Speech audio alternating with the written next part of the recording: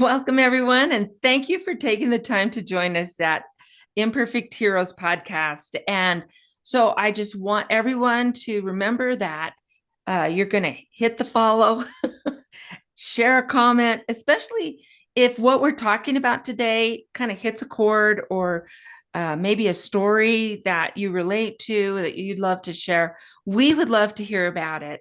And I would love to also invite everybody to register for our 5 days of peace. So that is a challenge that's going to be going from July 10 to July 14th. And the link is down in the show notes, or you can just go to the website here. Beep, beep. It's www.littleheartsacademyusa.com, and you will find the ability to register there.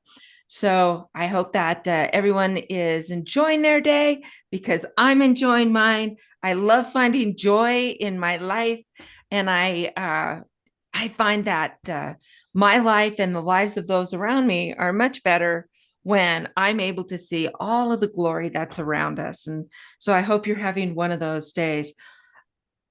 Well, today we are talking with Leslie Holthoff. Holthoff. Yes. Holthoff.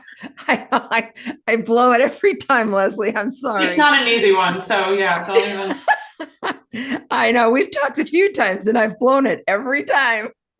All good. So anyway, but Leslie is a divorce coach. And so we're talking about co-parenting. And even if you are not divorced, a lot of these things that we're talking about in co-parenting and being, as aligned as we can be, because sometimes even when you're still in a marriage and it may be working well, but you're not completely aligned in how we're approaching the kids. So this is a podcast for everybody Yes. and working together. Leslie, thank you so much for joining us. And why don't you fill us in on all of your stuff? Sure. Yeah, I love what you were just saying because my favorite thing is I say all parents are co-parents.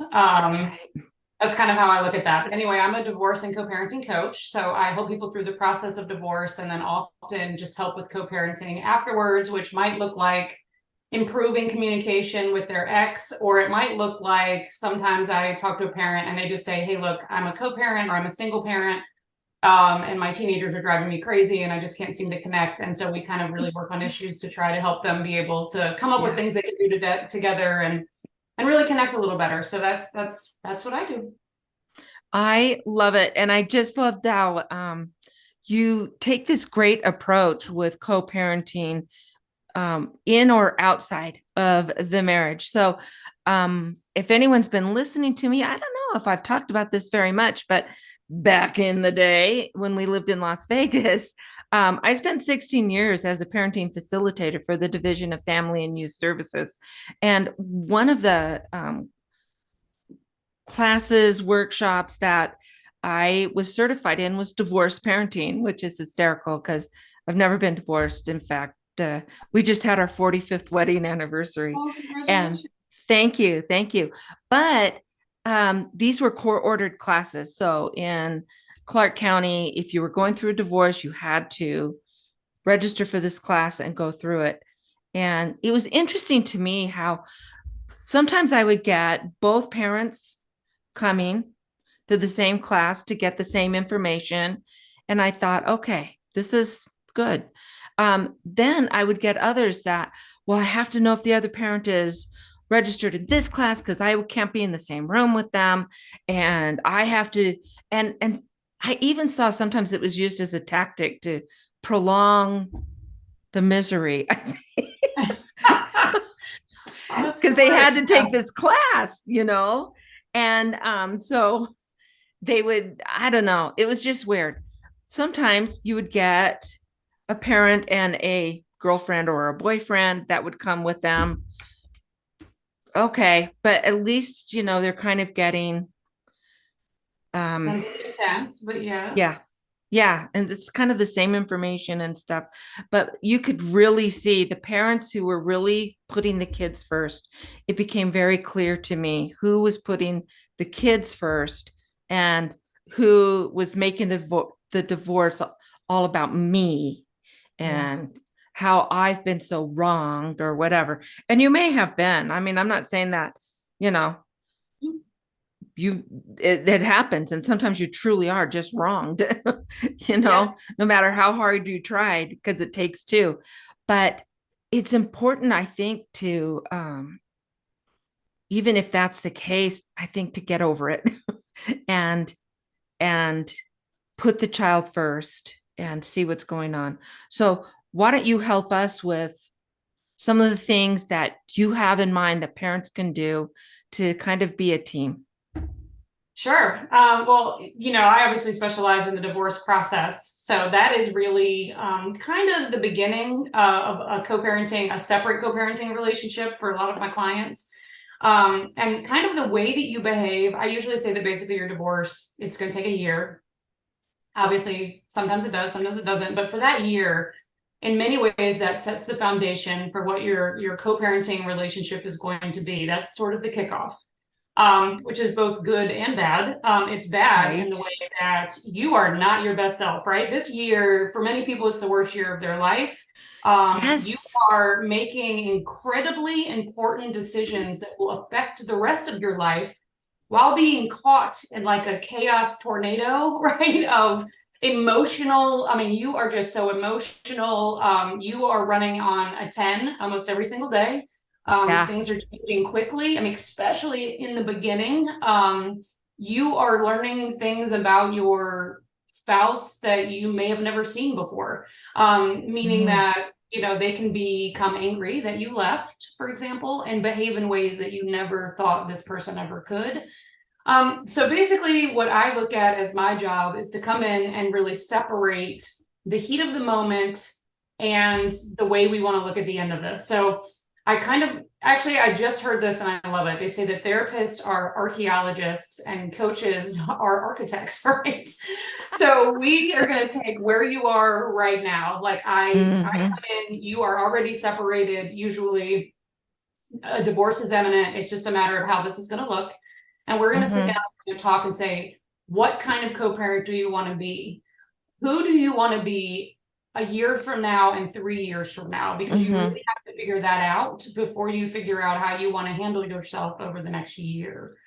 Yeah. So that's kind of where I start with my clients because it's extremely difficult on your own to separate your co-parent and your spouse, especially if you've been married for a long time and it's never been a separate thing before, it's always been Right. one person. And now it really needs to be in your mind. I can be upset and angry and disappointed, for example, that I was cheated on. But in Yeah. reality, that is a totally different thing than can my child get off the school bus at my spouse's house now? Are they capable of raising my child in a competent way that I can be comfortable with? Like those are two totally different things. And when you are going through, a separation/divorce, it's very hard to separate those things. And as a Yeah. coach, we try to help you do that. And a lot of that is in the way that you think about things, but it's also in your communication.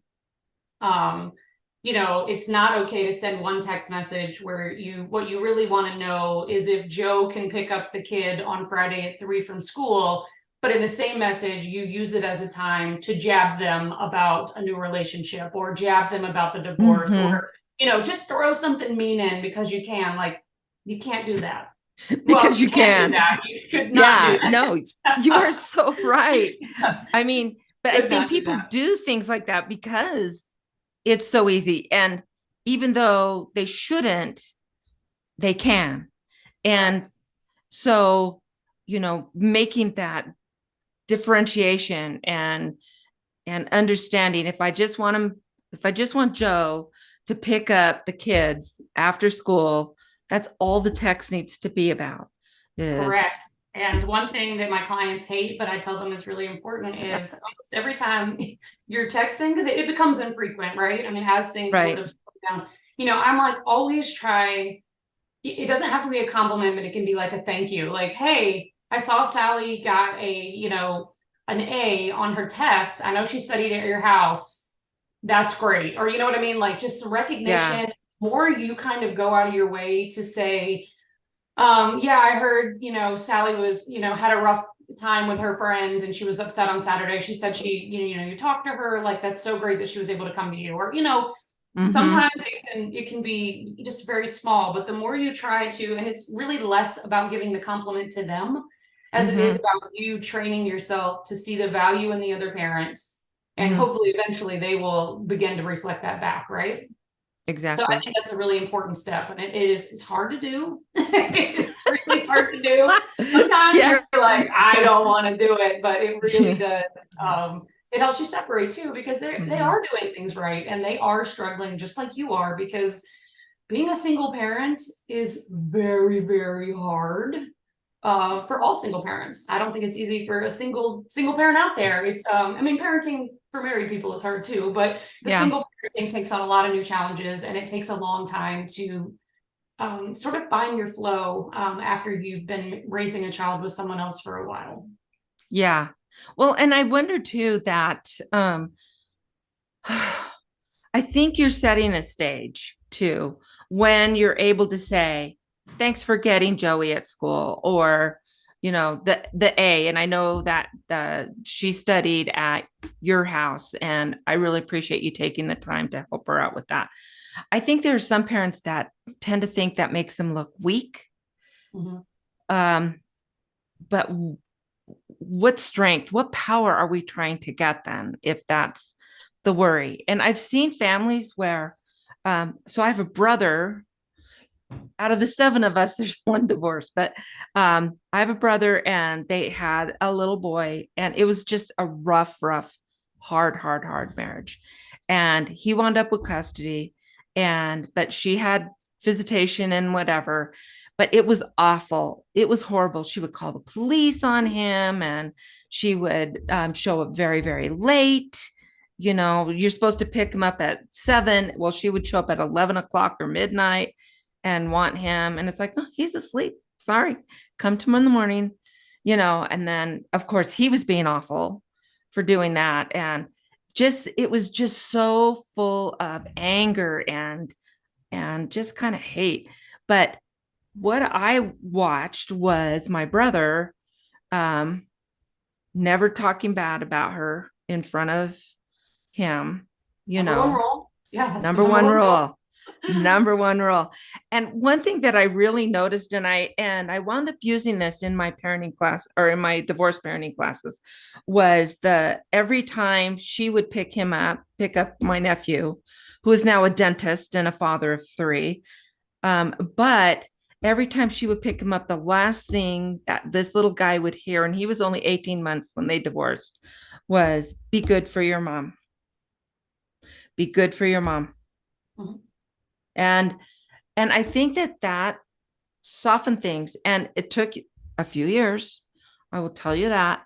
But on his 8th birthday, her and her husband and my brother and his wife were all 4 able to go together on a ski day, and ski together for his birthday, because that's what he wanted.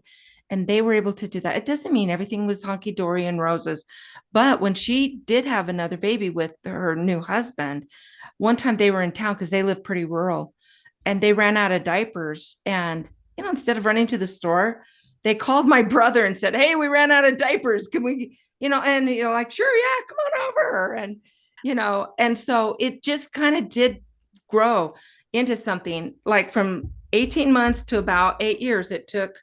Long time sometimes, but it can happen. And I tell people that too. They're always like, or often I hear, we are never going to be good co-parents. And I'm like, I've seen some of the people that I would have bet on and said, oh, they probably can't figure it out. They almost always figured it out. I mean, you got to figure you have the rest of your life. I mean, I know how I felt. My oldest, it will be 30 actually next year, I think. Wow.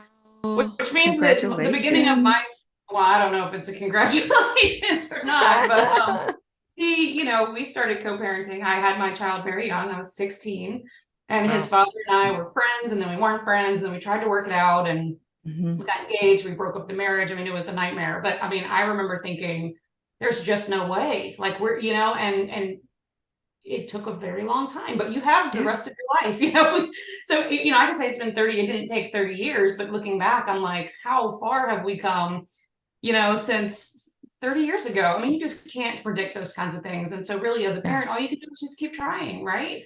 So what if it does take 8 years? So what if it does take 20?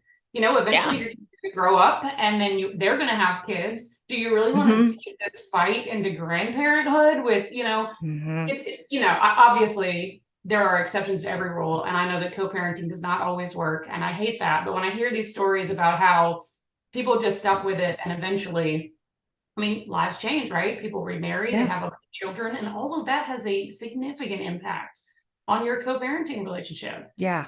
Yeah. Should it? I don't know. Does it? 100%. You know? Yeah. Yeah. It just happens that way. So I love Right. hearing those stories, and I think it's important to just say you actually have the rest of your life to figure this out. Right. Right.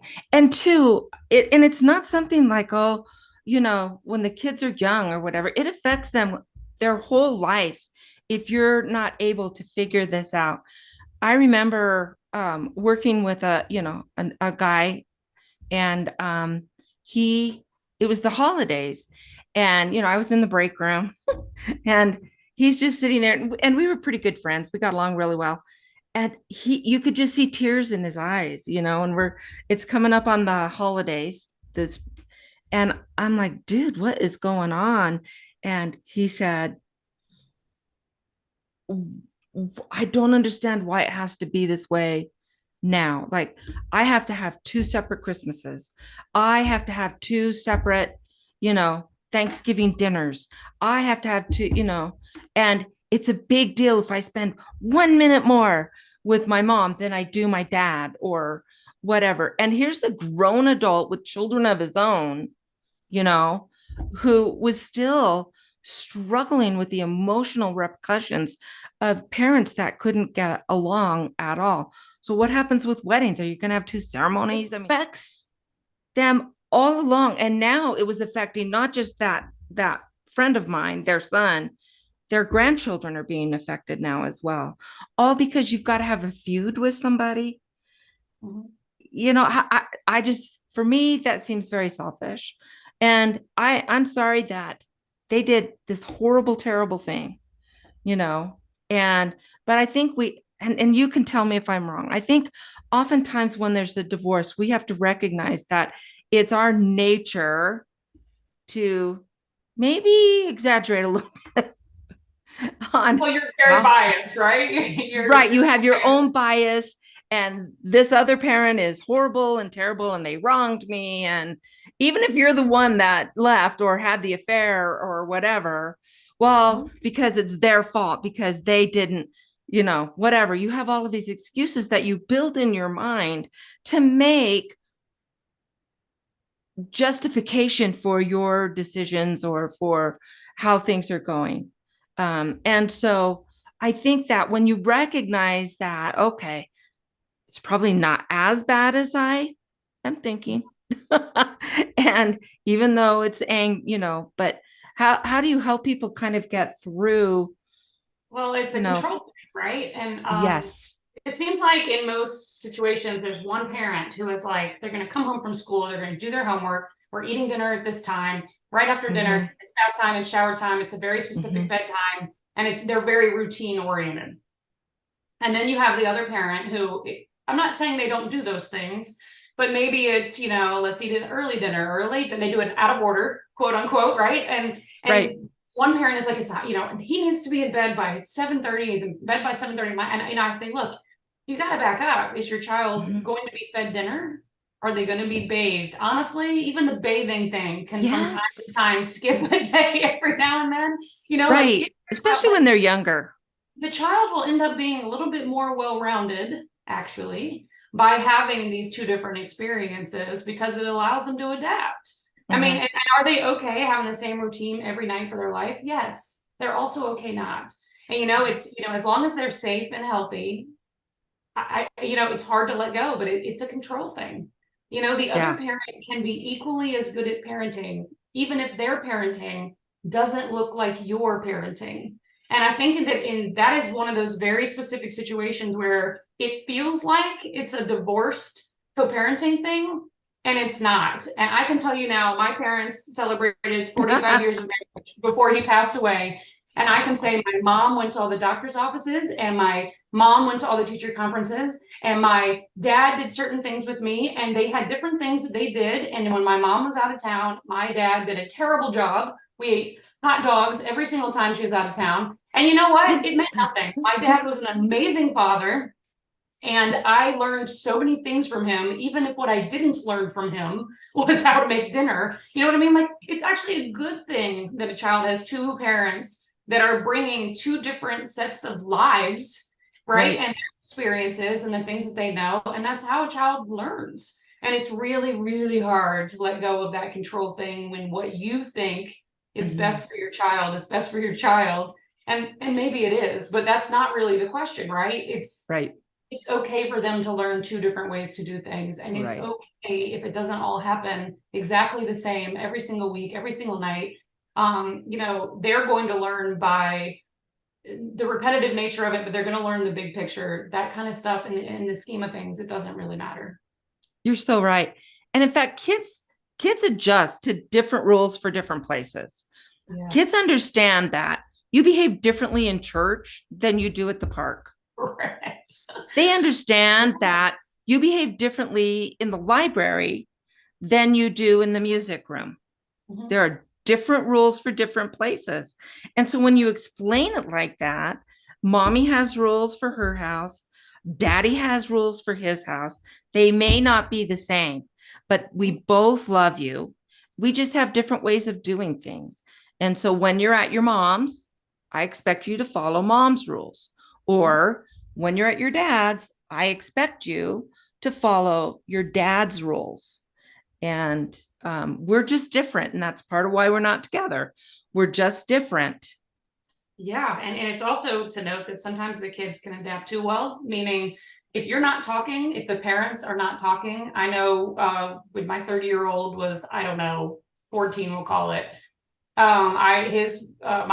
His dad had remarried, and they were really complaining to me, and we had not been doing a good job of talking at this point about all the things he wasn't doing. Meaning they were like, we are making breakfast for him every day, and we're making his lunch every day, and we're doing his laundry. We just feel like he should be more self-sufficient. And by the time they have this conversation with me, they are angry. And I'm like, I'm not doing any of those things for him. I'm not. He's doing his own laundry, and he's getting up in the morning and making his own, like I'm doing. And they were floored to find out that my son was very independent at my house and pretending he couldn't do any of those things at their house, right? So that's a perfect example of what happens if you don't talk about things. And sometimes it's good just to check in when things change, like, hey, I just want you to know, like, my son got mad at me because he felt like I should be doing the laundry more frequently because the clothes he wanted to wear were sometimes dirty. And that's when I said, great, champ, why don't you do the laundry? And then it's always done when you want it to be. I should have at that point probably called his dad and been like, hey, I just want to let you know, he kind of took over his laundry. I'm going to help him if there's a problem, but this is something he's doing. So they would have known that we could have supported each other in that. And I didn't. And because of that, I don't think that we handled that the best way as co-parents. But when you talk about even those moments, if you're sharing them with the other parent and just letting them know what's going on, that's the kind of stuff that's important for both houses. Like when they're getting up at an alarm clock at my house, but you have to wake them up and you're struggling to get them out of bed, there's a disconnect. Those types of things, you're either able to do it or you're not. They're taking advantage of something if they're only doing it part of the time. So it's good to talk about that stuff. Or if suddenly it's important too to talk about when something changes, like Johnny's been getting up by himself for years and all of a sudden I can't wake him up at night. What's going on? It's really important to figure out if there's something happening that you're not seeing that's causing that kind of problem. I mean, I hate that the most important thing about co-parenting is communication, because that's really the thing you don't want to do, but it's effective. But you got to. And you just have to keep doing it, even when it's the little things that you don't have to say that they're doing their own laundry now, but what a big help that would have been for them to know that at the time. Right. I totally agree. And I also think that when these big decisions too, there are going to be some big decisions that are going to be coming up, like, the sleepovers with friends, or, Yes. where we allow them to go or not go, or what are some safety things. But I think too, we have to be super careful because our kids are really smart, Yes, they are. and they know how to play. And it's not that they're bad kids if they're playing each side. It's just that, oh, here's an opportunity, Oh, right? yeah, it's a human thing, right? To take advantage of a situation to Exactly. some degree, and they learn that very young. And yeah, you can't fault Oh, them for yeah. that, and it's your fault, right, for not talking to Mm-hmm. the other parent and Mm-hmm. saying, "Look, it doesn't matter if they go to bed at 8 or 8:30. Really, the fact is, you're telling them to go to bed, right? Like they do have a Are they bedtime. sleeping at Like some point? yes, like if you're allowing them to stay up all night and go to school without sleeping, big problem. That's a red flag. But Mm-hmm. a bedtime, and maybe you can learn too. Like maybe when they say, "Well, we've actually been letting him stay up until 9," you can say, "Oh, well, you know what? It's his grades aren't slipping. He seems to be fine. Maybe I'll make that adjustment at my house." Right. Goes Right. both ways. You want to look and see about, behavior issues and grades and all of that kind of stuff too. But I think that having that ability to communicate. So one of the examples that I've seen so many times, either teaching kindergarten or teaching my parenting classes, was you would see kids come and say, well, mom would buy this for me. Well, dad would let me go. Right. Mhm. And you can say, oh, really? I'm so glad he's going to buy that for you. Yep. Or, Yeah. you know, and I'm so glad that when you're at your dad's or when you're at your mom's, you can do those things. Just here, we have different rules. And so Yeah. you don't need to get into the whole me versus them thing. Mhm. Congratulate them. Wow, that's great. Dad's going to get that for you, or mom's going to get that for you. And we don't buy into the manipulation, which again is normal, Mhm. which it's okay Yes. that they're doing it. It just doesn't mean we have to put up with it. Exactly. Exactly. And so communication really solves that. And then another thing to add to your, never talking bad about the other parent. I took it a step further, and I think it's important to, you don't have to make excuses for them, but I always Mm-mm. try to throw something in their corner. Like if my son had a complaint about, oh my gosh, my dad is always late from picking me up from soccer. Like, well, your dad has a job that sometimes he just can't get out at the right time, or, like, well, maybe he forgot to get gas. Like, and I try to just sort of be like, hey, there's Yeah. usually circumstances that we don't know. It's easy for me Right. to jump in and be like, well, all you had to do was be there at 6 o'clock. That's easy. And that might be what I think the whole time, but I tried really Mm-hmm. hard whenever things like that popped up to like just throw something out there that would allow my child to think about it a little more deeply, and Mm-hmm. not just make it worse. Right. Right. That's And I unnecessary. think, yeah, that is such a big piece, Mhm. is that, another thing is that I noticed when my brother got his divorce, um, and they were going through all their stuff, the bad years. My mom never got involved. And in That's fact, good. she never said anything bad about my brother's ex-wife. And I remember talking to her about it. And um, she said, here's the deal. Unless someone dies, she's still the mother of my grandson. Mhm. You're still family. And so that makes family. Exactly right. And so that makes family. And so I'm going to treat her with dignity. Now, I know that there are cases where, you know, that becomes almost impossible with attacks, and, Mhm. people can take everything so far that, but this was pretty bad. Yeah. And yet, and yet, if my ex sister-in-law needed something, she knew she could call my mom.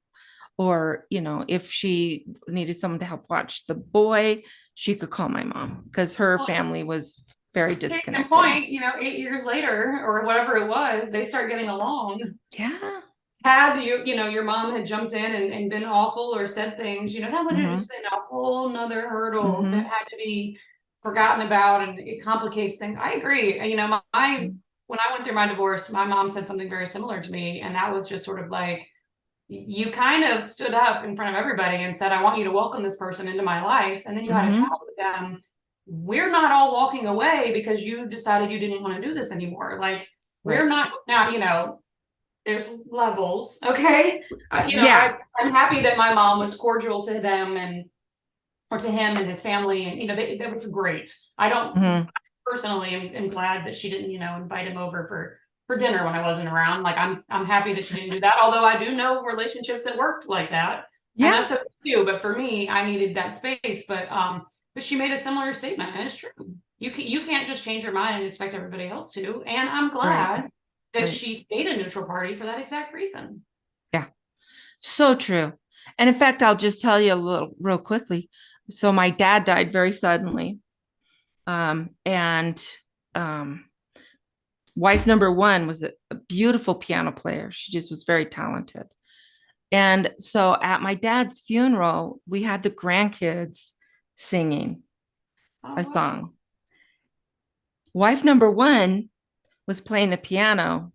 Wife number two was leading the music with the kids to help, and so they had to practice together and get the kids. And I thought, that says a lot. You have a lot in common, right? Like, you share the most significant relationship of your life, or one of them. And then you share these children. And I mean, that kind of is enough to build bridges usually.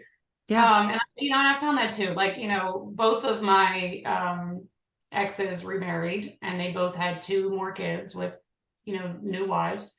And I can say that I'm not best friends with them. I don't need to be best friends with them, right? We do what we need to do together. I definitely feel like in a pinch, if there's something going on, I can pick up the phone and say, hey, have you noticed this change in behavior? Or, shoot an email if necessary to talk about things. I generally do deal with their dads more, but I don't have a great relationship with them, but it's not a bad relationship with them either. Right. And I think that's really important. And I am happy that my kids didn't have to see that. And let's also talk about how hard step parenting is. Like, I'm very aware the step parenting is difficult, and they are step parenting my children, who can be very, very complicated. And I have to respect that, and they did both become mothers, but, for a while there, it was just my son. And that step parenting just does not get enough recognition. It's a hard place to be in. It's a hard thing to do.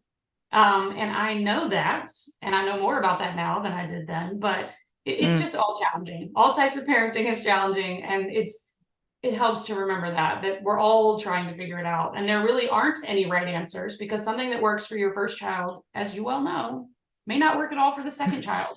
So even when you think you've got parenting figured out, it will quickly remind you that, you do not.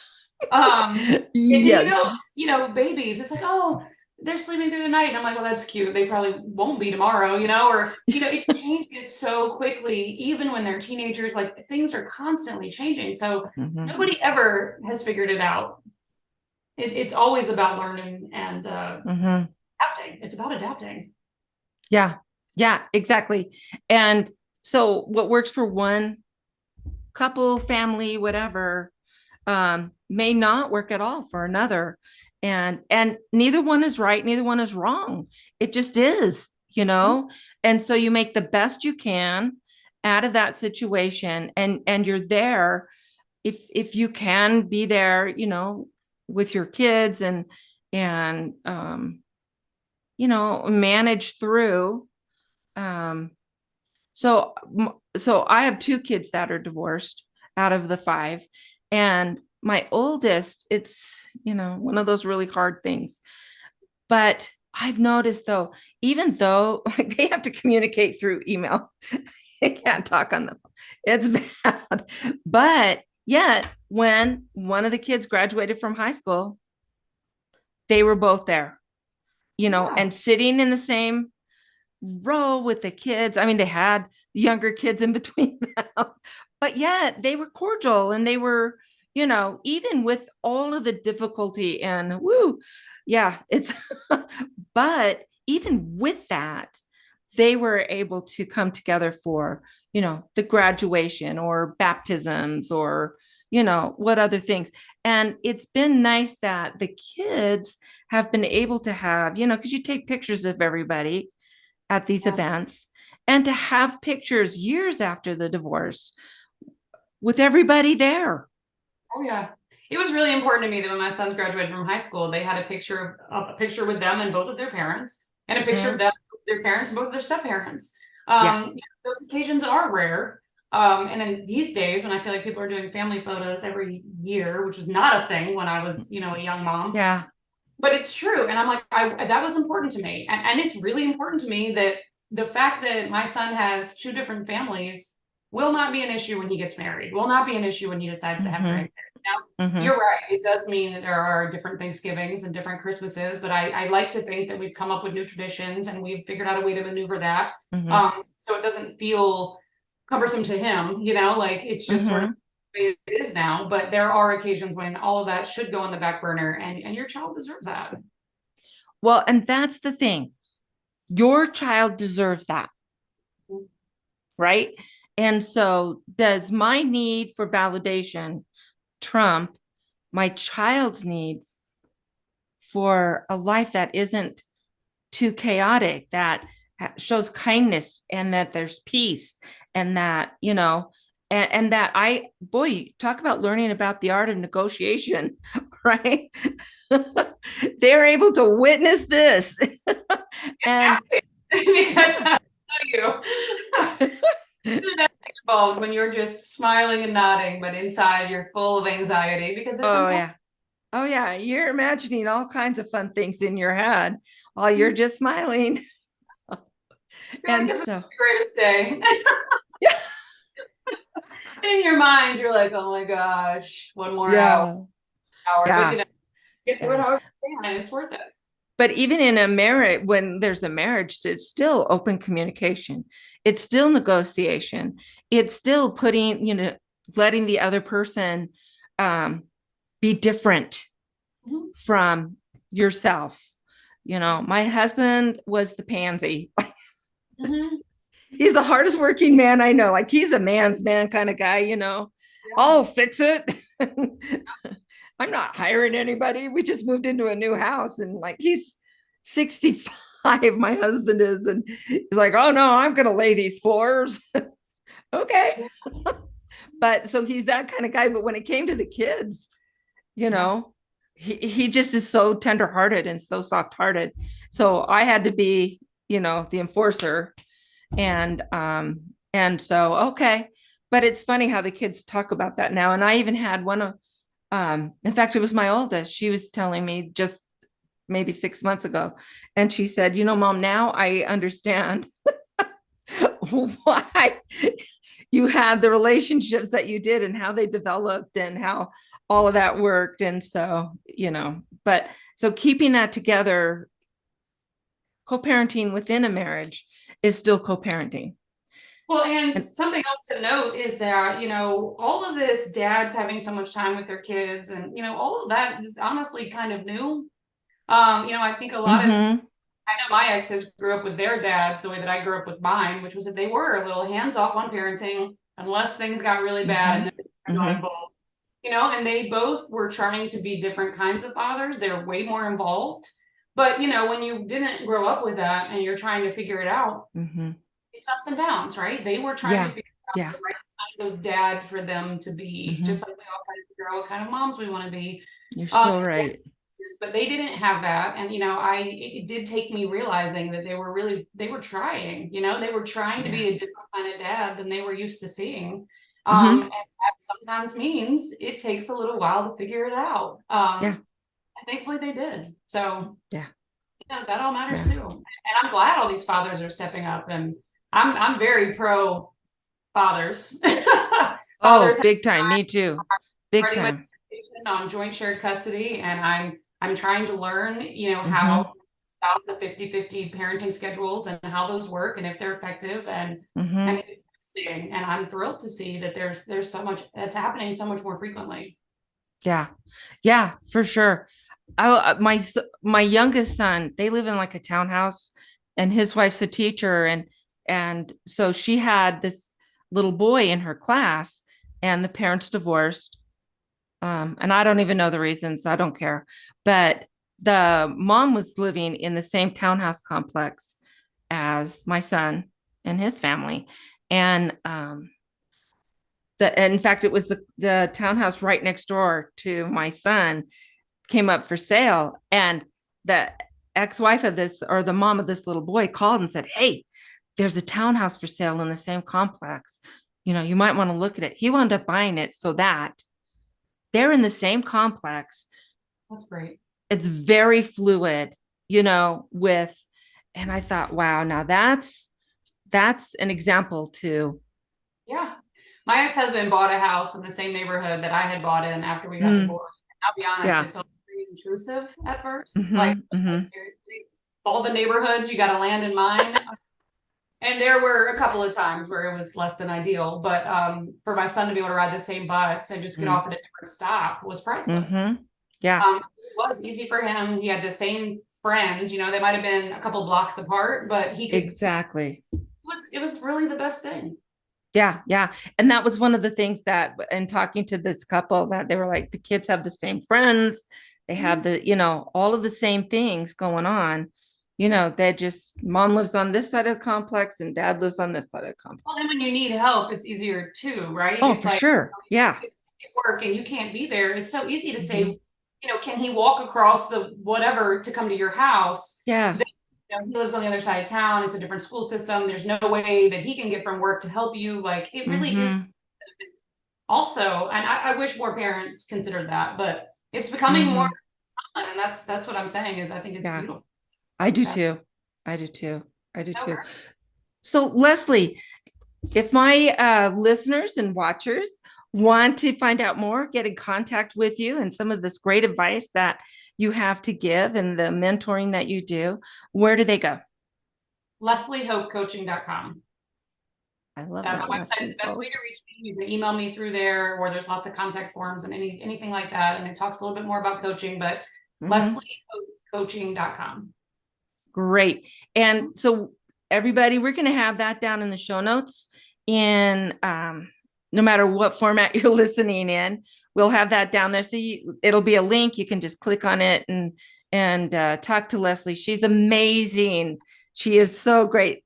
I mean, you can just tell from her upbeat and positive vibe, that I would rather have someone like you, coaching, you know, kids than a lot of some of the other coaches kind of feed into that. Oh, you're the right one. So, Leslie, before we go, I always ask my guests the same question. Okay. And so we know there's no perfect parent, but how would you describe a successful parent? I think a successful parent is one that is not afraid to ask for help and Mm, keep learning and embracing that it just is going to be different. There's nothing you can do about it. Learn how to sort of go with the flow and change with mhm. your child and the circumstances. Yeah, for sure. Oh, that's such great news. And I agree with you very much. So, everyone, don't now, like right now, if you're on Rumble or YouTube, click that follow and that like, and be sure and leave a rating and review on the podcast. We love those. And most importantly of all, tell a friend and invite a friend to listen, and then you can have a fun discussion on all the great insights and information that's here on the podcast. So, Leslie, thank you so much. I really appreciate you spending this time with us. No, thank you for having me.